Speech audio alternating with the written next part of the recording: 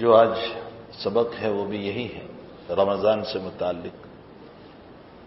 اللہ تعالیٰ فرماتے ہیں کہ تم پر روزے فرض کیے گئے جیسا کہ تم سے پہلے لوگوں پر روزے فرض کیے گئے تھے۔ معلوم ہوتا ہے کہ روزے کی فرضیت یہ ہماری خصوصیت نہیں ہے، اگلی قوموں میں بھی روزے تھے، بلکہ عیسائیوں میں 40 روزے تھے۔ یہ اور بات ہے کہ وہ نہیں رکھتے، ورنہ عیسائیوں کے مسلک میں 40 روزے تھے، یہودیت کے مسلک میں بھی روزے تھے۔ مسلمانوں کے مسلک میں فرض روزے جو ہیں وہ رمضان کا مہینہ ہے، اس کے علاوہ اور کوئی روزہ فرض نہیں ہے۔ ہاں، نظر کا روزہ ہے، اگر انسان نظر مان لے کہ مجھے فلاں کام کرنا ہے، اگر وہ ہو گیا تو میں روزے رکھوں گا، تو پھر نظر کا روزہ واجب ہو جاتا ہے۔ باقی رمضان کے علاوہ کوئی اور روزہ فرض نہیں ہے۔ عاشوراء کا روزہ بھی سنت ہے، اسی طرح عرفہ کا روزہ بھی سنت ہے، اسی طرح شب برات میں جو روزہ رکھا جاتا ہے 15 شعبان کو، اگرچہ روایت ضعیف ہے تاہم یہ بہت ایک مندوب اور مستحب روزہ ہے۔ فرضیت کا روزہ اسلام میں صرف رمضان ہے۔ اللہ تعالیٰ نے رمضان کا روزہ جو فرض فرمایا اس کی وجہ بیان فرمائی کہ اے لوگو، میں چاہتا ہوں کہ تم متقی بن جاؤ، لعلکم تتقون، تمہیں تقوی نصیب ہو جائے، تم متقی بن جاؤ۔ روزے سے تقوی کیسے ملے گا؟ اللہ تعالیٰ روزے سے تقوی کیسے دیں گے؟ یہ ایک بہت بڑا سوال ہے، لیکن پہلے تقوی کا میننگ سمجھیں کہ تقوی کہتے ہیں کس کو۔ بہت مشہور روایت ہے اور آپ نے بار بار سنی، مسند احمد کی روایت ہے۔ حضرت عمر رضی اللہ تعالیٰ عنہ امیر المؤمنین ہیں، خلیفۃ المسلمین ہیں، اور سوال فرما رہے کہ ابو عبیدہ بن الجراح رضی اللہ تعالیٰ عنہ سے کہ مت تقوی یا ابا عبیدہ، تقوی کسے کہتے ہیں ابو عبیدہ؟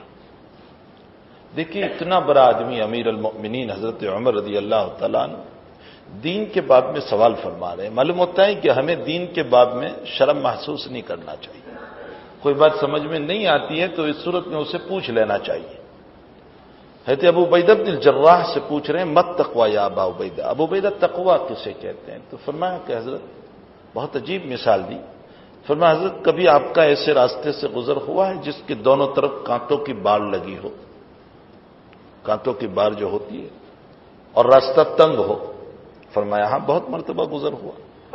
تو فرمایا جب ایسے راستے سے گزرتے ہیں جہاں راستہ تنگ ہے اور کانٹوں کی بار ہے دونوں طرف، تو آپ کیسے گزر جاتے ہیں؟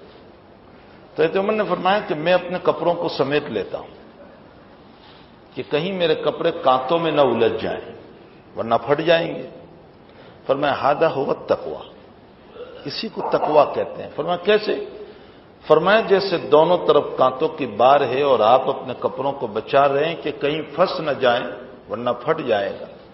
دنیا میں دونوں طرف خواہشات کی باریں لگی ہوئی ہیں، بد نظری ہے، مسجد سے باہر نکلو تو بد نظری ہو رہی ہے، مکان سے باہر نکلو تو بد نظری ہو رہی ہے، گناہوں کا سمندر دوڑ رہا ہے راستوں پر، بازاروں میں جھوٹ بولا جا رہا ہے، غیبت کی جا رہی ہے، چغلی کی جا رہی ہے، دھوکہ دیا جا رہا ہے، کسی کا مال ناحق کھایا جا رہا ہے۔ یہ سارے کے سارے گناہوں کے کانٹے ہیں جس کی دونوں طرف بال لگی ہوئی ہے، اور اس کے بیچ سے ہماری زندگی کا گزارنا ہے۔ فرمایا اپنے ایمان کو اس طرح بچا کر نکلو کہ ہمارا ایمان پھٹ نہ جائے۔ اس کو کہتے ہیں تقوی۔ تقوی کا میننگ کوئی تقوی کسی مارکیٹ میں بکتا نہیں ہے۔ اچھا یہ بھی یاد رکھو، حضرت حکیم الامت حضرت اقدس تھانوی رحمۃ اللہ علیہ سے کسی نے فرمایا کہ حضرت تقوی کیسے آئے گا؟ حضرت نے بہت پیاری بات بتائی۔ حضرت نے فرمایا کہ کسی اہل اللہ کے پاس زندگی گزار دو، لیکن اگر آپ کی طلب نہیں ہے تو تقوی نصیب نہیں ہوگا۔ پھر بڑے سے بڑے بزرگ سے معانقہ کر لو، مصافحہ کر لو، تقوی اس سے نہیں ملے گا۔ پھر بڑے سے بڑے بزرگ کے پاس رہو لیکن طلب کی آپ کی نیت نہیں ہے تو تقوی ایسے نہیں ملے گا۔ فرمایا بزرگوں کی تو دعائیں ہوگی، محنت آپ کی ہونی چاہیے۔ ہماری محنت ہو کہ ہماری زندگی ان کاموں سے بچے۔ اور ایک عجیب بات میں نے پڑھی حضرت شاہ ولی اللہ صاحب رحمۃ اللہ علیہ فرماتے ہیں کہ قلب کا فتنہ، بہت غور سے سمجھے اس بات کو، قلب کا، دل کا فتنہ۔ دل کا فتنہ کہتے ہیں کس کو؟ حضرت نے فرمایا دل کا فتنہ یہ ہے کہ انسان کو عبادت میں مزہ نہ آوے، یہ دل کا فتنہ ہے۔ انسان کو دعا میں جی نہ لگے، یہ دل کا فتنہ ہے۔ انسان کو سجدے میں لطف نہ آئے، یہ دل کا فتنہ ہے۔ انسان کا جی عبادت کی طرف نہ چلے، ہیلے بہانے کرے، یہ قلب کا فتنہ ہے۔ فرمایا دنیا کے فتنے تھوڑی دیر میں ختم ہو جائیں گے، بہت تو۔ اس پر اور ایک بات مجھے یاد آ گئی، شیخ الاسلام ابن تیمیہ رحمۃ اللہ علیہ کتنا بڑا آدمی ہے۔ اب کے حالات میں لکھا ہے کہ بادشاہ وقت کے خلاف جب فتویٰ دیا، جس میں حضرت جیل میں بھی گئے، پھر تو لوگوں نے کہا کہ حضرت آپ نے بادشاہ کے خلاف فتویٰ دیا ہے اور اب کی خیر نہیں ہے۔ تو حضرت نے فرمایا کہ بادشاہ کیا کرے گا، بہت تو مجھے جیل میں ڈال دے گا، ہذا خلوتی، وہ میری خلوت ہوگی، میرے اللہ کو یاد کرنے کا موقع مل جائے گا، یا مجھے جلا وطن کر دے گا، یعنی شہر سے نکال دے گا، تو یہ میری سیر و تفریح ہو جائے گی۔ اللہ تعالیٰ قرآن میں کہتے ہیں سیرو فی الارض، زمین میں چلو پھرو تاکہ اللہ کے قدرت کے نظارے دیکھ کر ایمان مضبوط ہو۔ اور اگر بادشاہ نے میرے لیے حکم کر دیا کہ پھانسی دے دو، ہذا شہادتی، تو یہ میرے لیے شہادت ہو جائے گی، اور کون سا راستہ ہے؟ چوتھا، بادشاہ کے پاس اور تو کوئی راستہ ہے نہیں، اور تینوں میں میرے لیے خیر ہے۔ جیل میں ڈالا تو بھی خیر کہ خلوت ملے گی اللہ کو یاد کرنے کے۔ دیکھو جلوت جتنی ہوتی ہے نا، جتنی مجلسوں میں رہتے ہیں اتنے ہم اللہ سے دور ہوتے ہیں، مجلس بازیوں سے اللہ سے دور ہوتے ہیں، اور خلوت جتنی ہوتی ہے اتنے اللہ کو یاد کرتے ہیں۔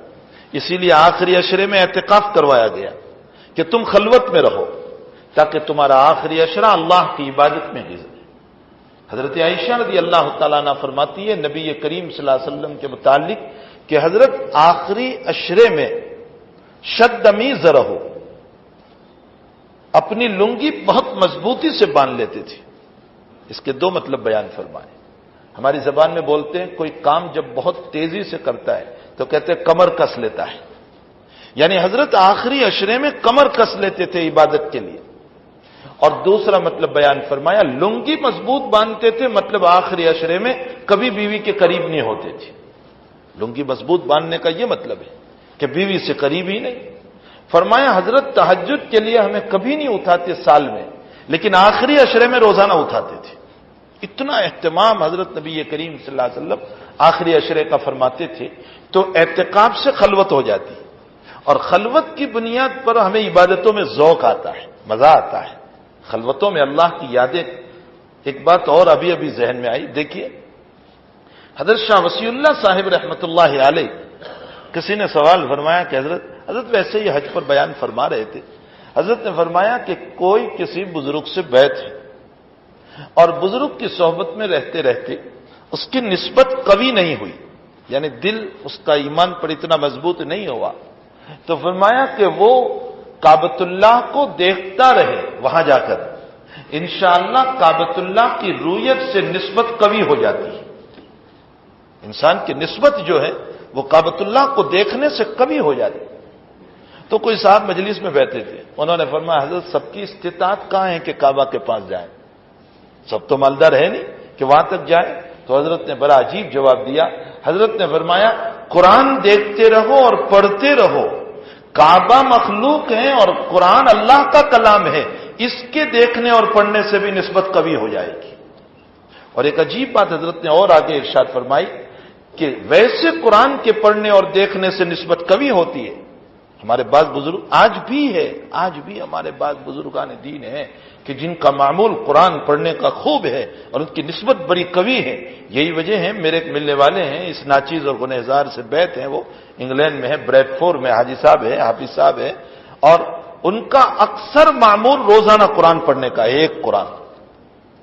آج بھی اللہ کے کچھ بندے ہیں ایسے، جبکہ ان کی عمر 74 سال سے اوپر ہے، لیکن آج بھی ان کا معمول ہے قرآن کریم کو پڑھنے کا۔ تو حافظ احمد صاحب بہت مطلب نیک صالح طبیعت کا آدمی ہے، جو قرآن کریم ان کا ایک شغف ہے قرآن پڑھنا، اور یہی وجہ ہے کہ قرآن کی برکت سے اللہ تعالیٰ نے ان کے جسم میں بڑی برکت دے رکھی کہ ان کی صحت اچھی ہے، ان کی طبیعت اچھی ہے۔ تو شاہ ولی اللہ صاحب رحمۃ اللہ علیہ نے ایک عجیب بات فرمائی کہ کعبۃ اللہ کو دیکھنے سے بھی نسبت قوی ہوتی ہے، اور قرآن کریم کو دیکھنے سے اور پڑھنے سے بھی نسبت قوی ہوتی ہے، اور فرمایا اگر کعبہ کے پاس چلا گیا اور وہاں قرآن لے کر بیٹھا رہا تو نسبت دوبالا ہو جائے گی، قرآن کی نسبت اور پھر کعبۃ اللہ، تو اور نسبت اس کی اللہ کے ساتھ قوی ہو جائے گی۔ اس کا تعلق، نسبت کا معنی تعلق ہے، اس کا تعلق اللہ کے ساتھ قوی ہو جائے گا۔ تو بہرحال تقویٰ کا معنی ہوتا ہے کہ ہم ان برائیوں سے اپنے آپ کو بچائیں، ان گناہوں سے اپنے آپ کو بچائیں۔ اسی لیے حدیث شریف میں روایت میں ہے، بخاری شریف کی روایت ہے، نبی اکرم صلی اللہ علیہ وسلم فرماتے ہیں، حدیث قدسی ہے، اللہ کے حبیب فرماتے ہیں کہ اللہ جل شانہ فرماتے ہیں، کلو عملی ابن آدم الا الصیام، آدم کی اولاد کے تمام عمل یہ میرے فرشتوں سے ثواب دیا جائے گا، الا الصیام مگر روزے، الصوم لی وانا اجزی بہ، اور دوسری روایت مسلم کی ہے جس میں یوں ہے کہ یہ میرے لیے بھوکا رہا، میرے لیے پیاسا رہا، میرے لیے بیوی کو چھوڑ دیا، تو فرمایا جو میری صفت اختیار کر رہا ہے اور میرے لیے بھوکا پیاسا رہا، جبکہ اس کی طبیعت کھانے کو چاہ رہی تھی، پینے کو چاہ رہی تھی، بیوی کو چاہ رہی تھی، لیکن میرے خاطر تو اس کا عشق اس کو میری طرف لے آیا اور کھانا پینا چھڑا دیا، فرمایا سب کا ثواب میرے فرشتے دیں گی اور روزے کا ثواب میں خود دوں گا، وانا اجزی بہ، میں خود دوں گا۔ یہ روزے کی بہت بڑی فضیلت ہے، اور مالک کریم جب دینے پر آ جائے، آج ذرا سا کلیکٹر بلا کر کے کہتا ہے ایوارڈ، تو اتنی بڑی تصویر گھر میں لگاتا ہے، بھائی یہ کیا؟ کہا مجھے کلیکٹر نے ایوارڈ دیا تھا، دنیا بھر کو بتاتا پھرتا ہے کلیکٹر نے مجھے ایوارڈ دیا، میرا رب مجھ کو ایوارڈ دے گا روزے کے بدلے میں۔ لیکن افسوس ہے کتنے گھرانے وہ ہیں جن کے مہینے رمضان گزر گیا لیکن روزہ نام کی کوئی چیز نہیں ہوتی، کتنے مکان ایسے، کتنے مکان۔ ایک بستی سے متعلق یو پی میں ہے، ایک بستی سے متعلق بتایا گیا کہ وہ بستی سوائے مؤذن اور امام کے نہ کوئی نمازی نہ کوئی روزے دار، بستی ویسی ہی پڑی ہوئی۔ اللہ جزائے خیر دیں جماعت والوں کو، دعوت و تبلیغ کو، کہ یہ بیچارے بے طلبوں میں پہنچتے ہیں اور ان میں محنت کرتے ہیں اور کسی طرح ان کو اٹھانے کی کوشش کرتے ہیں، تو نسبت پیدا، تقویٰ کا معنی ہوتا ہے کہ کانٹوں کی بار، یعنی جو خواہشات ہیں، جو گناہ ہے، اس کے بیچ سے اپنے دامن کو بچانا، ایمان کو بچانا، اس کو تقویٰ کہا جاتا ہے۔ تو اللہ کے حبیب فرماتے ہیں کہ اللہ کہہ رہا ہے، نبی علیہ السلام نہیں بیان کر رہے، اللہ بیان کر رہے، کیا کہہ رہے؟ تمام اعمال کا بدلہ میرے فرشتے، الا الصیام مگر روزے کا بدلہ میں دوں گا۔ پھر آگے ایک بات اپنے بندے کو کہی، میرے بندے جب تو نے روزہ رکھا تو روزہ رکھنے کے بعد لڑنا مت، جھگڑنا مت، فسق و فجور نہ کرنا، لا سخب چلانا مت، شور نہ کرنا، اور اگر کوئی تجھ سے لڑنے آئے تو تو یوں کہہ دینا انی صائم، میں روزے دار ہوں۔ اب سوال یہ پیدا ہوتا ہے کہ انی صائم، یہ تو ریاکاری ہو گئی، کسی کو کہنا کہ میں روزے دار ہوں یہ تو ریاکاری۔ اس کا جواب یہ ہے کہ رمضان میں تو سبھی روزے دار ہوتے ہیں، اس میں کیا ریاکاری؟ بھائی ریاکاری تب ہوتی جب نفلی روزہ ہوتا، رمضان میں تو ہے ہی رمضان کا مہینہ، روزے کا مہینہ۔ اگر میں نے کہہ دیا رمضان میں کہ میں نے روزہ رکھا تو اس میں ہر انسان سمجھتا ہے کہ اس میں کیا دھار ماری تو نے، یہ تو ہے ہی روزے کا مہینہ، تو یہ کوئی ریاکاری نہیں۔ اور بعض علماء نے لکھا ہے کہ اپنے دل میں کہہ دے کہ انی صائم، میں روزے دار ہوں، یہ لڑ رہا ہے میں کیوں لڑوں؟ فرمایا کہ اگر تو نے روزہ رکھ کر چلایا، گالی گلوز کیا، برا بھلا اور برائیوں میں تیرا وقت گزرا، تو اس صورت میں اللہ کے حبیب پاک صلی اللہ علیہ وسلم فرماتے ہیں میرا اللہ کہتا ہے کہ تجھے بھوکے رہنے کے علاوہ کچھ نہیں ملا، صرف تو بھوکا رہا، تیرا کوئی، ہاں تیرا فریضہ ادا ہو گیا، بس اتنا ہوا، باقی ثواب تجھے کچھ نہیں ملے گا۔ تو اللہ کے حبیب پاک صلی اللہ علیہ وسلم اور اللہ جل شانہ یہ بیان کرتے ہیں کہ اپنے روزوں کو گناہوں سے خراب نہ کرو۔ پھر مبارک مہینہ جو ہم گزارتے ہیں اس میں اپنے روزوں کا بڑا اہتمام کرنا چاہیے، اپنے روزوں کو بچانا چاہیے کہ اس میں برائیوں کے کانٹے لگ کر کہ میرا روزہ پھٹ نہ جائے، برا نہ ہو جائے۔ بہت سارے لوگ بازار میں دکانوں پر بیٹھ کر جو کوئی گناہ کا کام کرتے ہیں، انہیں چاہیے کہ مبارک مہینے میں کم سے کم اپنی حفاظت کر لیں۔ اور علماء نے لکھا ہے کہ اگر رمضان کا روزہ تم نے صحیح سالم گزار لیا تو رمضان کی برکت سے اللہ 11 مہینے کی تمہاری حفاظت فرما لیں گی۔ شرط یہ ہے کہ رمضان ہمارا صحیح گزرے۔ افسوس تو اس پر ہے کہ ہمارا رمضان صحیح نہیں گزرتا۔ ہمارے جوانوں کا حال یہ ہے، عمومی طور پر حال یہ ہے کہ وہ یا تو کھانے پینے میں رات گزار رہے، گھومنے اور تفریح میں کوئی رات گزار رہا ہے، کوئی راندیر جا رہا ہے، کوئی کہاں جا رہا ہے، کوئی کہاں جا رہا ہے، اور اب تو حد ہو گئی، غضب ہو گیا، بمبئی تک جا رہے ہیں صرف 2 لقمے کھانے کے لیے، صرف 2 لقمے کھانے کے لیے، اور رات بھر بیداری کر رہے ہیں۔ اور اس بیداری کے درمیان گائن بھی بج رہے ہیں گاڑی کے اندر، اور برائیاں بھی ہو رہی ہے، اور غیبتیں بھی ہو رہی ہے، اور نہ معلوم کیا سے کیا ہو رہا ہے۔ مبارک مہینہ ہمارا خراب اور ویران ہو گیا۔ پھر بعض جگہوں پر ایک عجیب رواج ہے کہ 10 دن میں قرآن پورا کر لیتے ہیں، 3 پارے روزانہ پڑھتے ہیں، اور 10 دن میں قرآن پورا۔ اب 10 دن کے بعد کیا کرتے ہیں؟ تراویح چھوڑ دیتے ہیں، یہاں وہاں گھومتے رہتے ہیں۔ یاد رکھیے یہ 2 سنتیں ہیں، ایک سنت ہے قرآن کا پڑھنا یا سننا، اور ایک سنت ہے 20 رکعت پڑھنا۔ تو اگر 3 پارے روزانہ پڑھ کر 10 دن میں قرآن پورا کر لیا تو قرآن کی سنت ادا ہوئی، لیکن روزانہ 20 رکعت کی تراویح کی سنت تو اپنی جگہ باقی ہے، تو اس کو چھوڑ کر ہم کیسے جا سکتے ہیں؟ اس لیے بہتر شکل یہ ہے کہ یہ 3 پاروں کی شکل ہی کو نکال دو۔ اس کا فائدہ یہ ہوگا کہ 3 پاروں کی شکل کو نکال دیں گے تو اس صورت میں ہاں اللہ کی خانقاہیں چل رہی ہے، اور خانقاہوں کے اندر سارے لوگ معتکفین ہوتے ہیں، وہ وہیں رہنے والے ہوتے ہیں، اور وہ مہینہ بھر وہیں رہتے ہیں، تو ان کے 3 قرآن پورے ہوتے ہیں، وہ دوسرا مسئلہ۔ باقی عام مساجد کے اندر ہوتا یہ ہے کہ 3 پاروں کے ذریعے سے قرآن پورا کر کے باقی 20 دنوں کے اندر تراویح کو چھوڑ دیتے ہیں، جبکہ علماء نے تراویح کو سنت مؤکدہ لکھا ہے، مؤکد ترین سنت ہے، اور وہ ہماری چھوٹی جا رہی، تو اس کے بجائے روزانہ 1.25 پارہ پڑھتے رہیں تو اس بہترین شکل یہ ہو جائے گی کہ روزانہ تراویح بھی معمول کے ساتھ پڑھتے رہیں گے، اور تراویح ناگہانی ہوگی۔ بلکہ ہمیں تو وہ طریق اختیار کرنا چاہیے جو حرمین الشریفین میں ہے کہ روزانہ 1 پارہ پڑھے، 1.25 پارہ بھی نہ پڑھے، تاکہ ہمارا قرآن 29 کو ختم ہو۔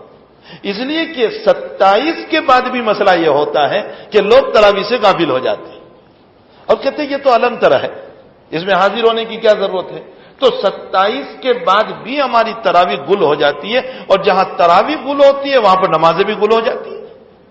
تو ایک بہت بڑا عمومی فتنہ اس وقت چل رہا ہے، امت کو اس عمومی فتنے سے بچانے کے لیے، اور پھر کم سے کم یہ رسم بھی تو ٹوٹ جائے گی کہ 27 ہی کو پورا ہونا چاہیے، یہ بھی تو ایک رسم ہے، تو یہ رسم بھی تو ٹوٹ جائے گی کہ 27 ہی کو قرآن ختم ہو، 29 کو ختم کرے تاکہ روزانہ 1 پارہ چلتا رہے اور 29 کو ختم ہو جائے۔ ہاں پہلے 4 دن میں 1.25 پارہ پڑھ لے تاکہ 29 کو ختم کرنا آسان ہو جائے، 30 پارے ہیں تو 29 پر پورے ہو جائیں گے۔ تو نمازوں کا اہتمام مبارک مہینے میں نے اس سے پہلے بھی غالباً محی الدین ابن عربی کا مکاشفہ بتایا تھا کہ محی الدین ابن عربی رحمۃ اللہ علیہ فرماتے ہیں کہ میں نے عالم کشف میں مجھے اللہ نے یہ بتایا کہ جو انسان رمضان کی توہین کرتا ہے اللہ اس کی شکل سور کی شکل بنا دیتا ہے۔ یہ اہل اللہ کو نظر آتا ہے، ہمیں نظر نہیں آتا، یہ اللہ والوں کو نظر آتا ہے، اس لیے کہ بہت ساری روایتیں آپ نے سنی ہوگی اور بہت سارے بزرگوں کی کشف و کرامتیں سنی ہوگی کہ اس رات کے اندر درخت سجدے کرتے ہیں شب قدر کے اندر، لیکن ہم کہتے ہیں ہمیں کچھ بھی نہیں۔ یہ ان لوگوں کو نظر آتا ہے جن کو اللہ تعالیٰ نے وہ فراست اور وہ علم عطا فرمایا ہے، ان کو نظر آتا ہے، ہمیں نظر نہیں آتا۔ بہرحال مبارک مہینہ ہے، اس مبارک مہینے کے اندر اہتمام ہمیں یہ کرنا ہے کہ اپنا روزہ خراب نہ ہونے پائے، یعنی برائیوں سے اور گالی گلوچ سے اور فسق و فجور سے اور گائنوں سے اور گندے کلاموں سے اور ناولوں سے اور دائجیز کے پڑھنے سے ہمارا روزہ خراب نہ ہونے پائے، اور ہم زیادہ سے زیادہ قرآن کریم کے پڑھنے والے بنے، زیادہ سے زیادہ۔ ہمارے حضرت عمومی طور پر 2 نصیحتیں فرماتے ہیں، فرمایا ایک کلمہ شریف خوب پڑھو، لا الہ الا اللہ لا الہ الا اللہ خوب پڑھو، دوسرا درود شریف خوب پڑھو، اور تیسرا قرآن شریف کو خوب پڑھو. قرآن کریم کو رمضان سے بڑی مناسبت ہے، تو رمضان میں اس قرآن کریم کا روزانہ ورد ہونا چاہیے. کم سے کم 2 پارے تو پڑھ لے. دن کے 2 پارے پڑھو گے، مہینے میں ہمارے 2 قرآن ختم ہو جائیں گے. کتنا خوش ہوگا رب کریم اس کے کلام کے پڑھنے سے. بھائی دنیا میں اگر میری لکھی ہوئی کتاب کوئی پڑھتا ہے تو مجھے کتنی خوشی ہوتی ہے، تو اللہ کا کلام جب پڑھا جاتا ہے تو اللہ کو کتنی خوشی ہوتی ہوگی. تو روزوں کو تو اس طرح خراب نہ کریں. دوسری ایک بات یہ ہے کہ رمضان المبارک میں نبی اکرم صلی اللہ علیہ وسلم کی سخاوت بہت بڑھ جاتی تھی. حضرت کی سخاوت بہت ہو جاتی.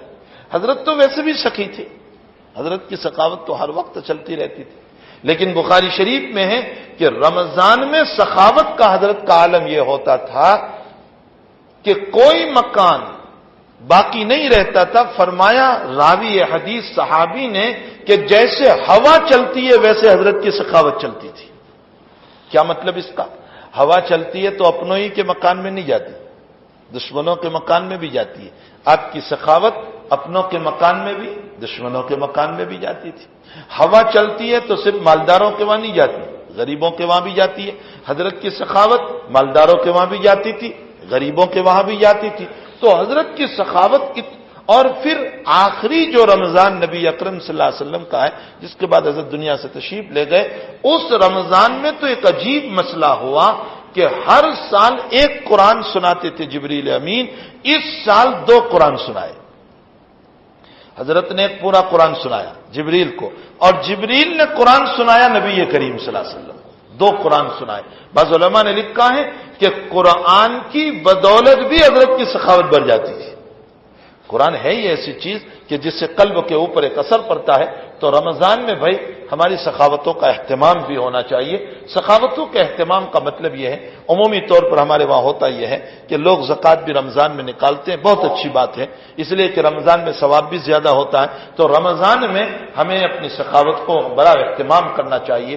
غریبوں کو کھانا کھلاؤ. اللہ کے حبیب پاک صلی اللہ علیہ وسلم نے فرمایا اگر کسی کو تم نے روزہ افطار کرا دیا، آقا فرماتے ہیں روزے دار کو اللہ جتنا ثواب دینے والا ہے اس کے روزے کے برابر تمہیں بھی ثواب دے گا، اور اس کے ثواب سے کوئی کمی نہیں ہوگی.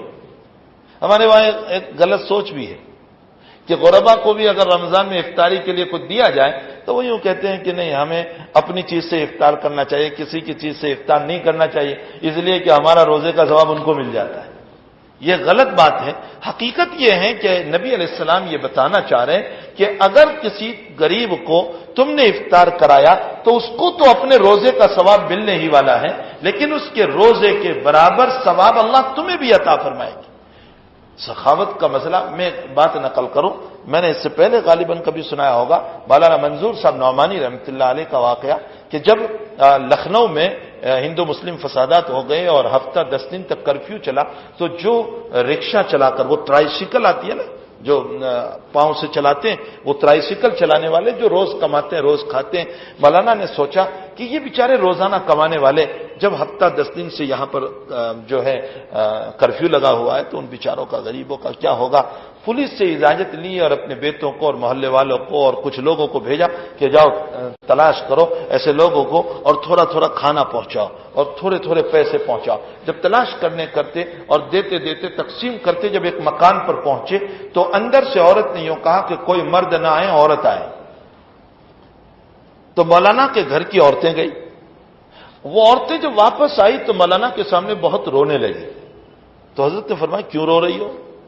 فرمایا کیا بتائیں اس عورت کی داستان سن کر. اس عورت نے یوں کہا کہ تم لوگوں کو معلوم ہے کہ میرا شوہر 5 سال پہلے بلا وجہ کے پھنسا کر کے جیل میں گیا ہے. پہلے 2-4 مہینے تو لوگوں نے مدد کی میری، اس کے بعد میری مدد چھوڑ دی. میری غربت کا حال یہ ہے کہ میرے گھر میں کوئی کمانے والا نہیں ہے، اور یہ میری بیٹی 8-10 سال کی. میں جب بھوک پیاس سے بیزار ہو گئی تو اس موقع پر میں ایک مرتبہ اپنی بیٹی کو لے کر کے دریا کے کنارے یعنی ندی کے کنارے پہنچی کہ میں سوسائڈ کر لوں، خودکشی کر لوں، آبگھات کر لوں. لیکن جب میں وہاں پہنچی تو پھر میرے دل میں بیٹی کی محبت آ گئی اور میں نے سوچا کہ میری بیٹی کو کیوں میں ماروں. بس یہ میں سوچ کر واپس آئی اور روڈ پر آئی تو ایک گاڑی آئی اور مجھے دیکھ کر گاڑی کھڑی رہی اور زبردستی مجھے بٹھا لیا میری بیٹی کے ساتھ. مجھے کہیں لے گئے اور میرے اوپر ریپ کیا اور میری بیٹی کے سامنے کیا. اور مجھے یوں کہا کہ تجھ جیسے خوبصورت عورت مرتی نہیں ہے، سوسائڈ نہیں کرتی ہے، تو کیوں سوسائڈ کرتے ہیں؟ تیری زندگی کی کفالت ہم کرتے رہیں گے، البتہ تو ہمارے کام آتی رہے۔ آج 4 سال ہو گئے میں اس کام میں، وہ مجھے لے جاتے ہیں اور میری ضرورت اور میری کفالت وہ اس طرح پر پوری کر رہے ہیں۔ اس کی داستان سن کر کے حضرت مولانا منظور صاحب نعمانی رحمۃ اللہ علیہ اتنے رو پڑے کہ آنکھوں سے آنسو بہنے لگے، اور اس کے بعد حضرت نے فرمایا کہ قیامت کے دن اللہ نے مجھ کو یہ پوچھ لیا کہ تیرا درس قرآن تجھے مبارک، اور تیرا درس حدیث تجھے مبارک، اور تیری یہ تفسیریں تجھے مبارک، اور تیری یہ عبادتیں تجھے مبارک، تیرے محلے میں میری بندی بھوک کی وجہ سے گناہ میں مبتلا تھی، تجھے کبھی اس کی فکر نہیں ہوئی کہیں یہ عورت مجھے جہنم میں نہ لے جائے۔ حقیقت حال یہ ہے کہ ایسے کئی لوگ ہوں گے اپنے اطراف میں، ہمیں پتہ نہیں ہے، ہمیں تلاش کرنا چاہیے ایسے لوگوں کو، اور تلاش کر کے ان کے گھروں تک افطاری کا نظام کرنا چاہیے، افطاری کا سامان پہنچانا چاہیے۔ یہ جھوپڑ پٹیوں میں چلے جاؤ، کئی نیک لوگ رہتے ہیں جو روزے دار ہوا کرتے ہیں اور جن کے کوئی کھانے کا نظام نہیں ہوا کرتا ہے اور جن کے پاس کوئی سامان نہیں ہوا کرتا ہے۔ اگر میرے اور آپ کے چند کھجوروں سے اور چند پیسوں سے کسی کی رمضان بن گئی، خدا کی قسم میری تو جنت بن جائے گی۔ اللہ ہمیں ان باتوں کی کیا، ہم پیسوں کے ڈھیر پر بیٹھ کر کے یہ سوچ رہے ہیں کہ ہم سے بڑھ کر عبادت گزار کوئی نہیں، اور ہم سے بڑھ کر مالدار کوئی نہیں، اور ہم سے بڑھ کر تہجد گزار کوئی نہیں۔ یہ ساری عبادتیں میری ذات تک ہے، لیکن امت کا مسئلہ ایک ایسا مسئلہ ہے کہ جو اللہ کے حبیب پاک صلی اللہ علیہ وسلم فرماتے ہیں بخاری شریف کی روایت، اللہ یوں کہہ رہا ہے جس نے میرے بندوں اور بندیوں پر رحم کیا میں قیامت میں اس پر رحم کروں گا۔ سیدھا سا مسئلہ اس نے بیان کیا، جس نے میرے بندوں اور بندیوں پر رحم کیا میں قیامت کے دن اس پر رحم کروں گا۔ تو رمضان میں سخاوتیں بڑھ جاتی ہے، اللہ کے حبیب پاک صلی اللہ علیہ وسلم کا دسترخوان رمضان میں وسیع سے وسیع ہو جاتا تھا۔ یہی وجہ ہے کہ آج بھی اصل عرب جو ہے، حرمین شریفین دیکھ لیجئے کیسے دسترخوان وہ بچھاتے ہیں، پورا حرم بھرا ہوا ہے ان کے دسترخوانوں سے، اور آپ کو ہاتھ پکڑ کر بٹھا رہے ہیں، میرے دسترخوان پر بیٹھ جائیے، میرے دسترخوان پر۔ یہ ان کا دل ہے، یہ ان کا۔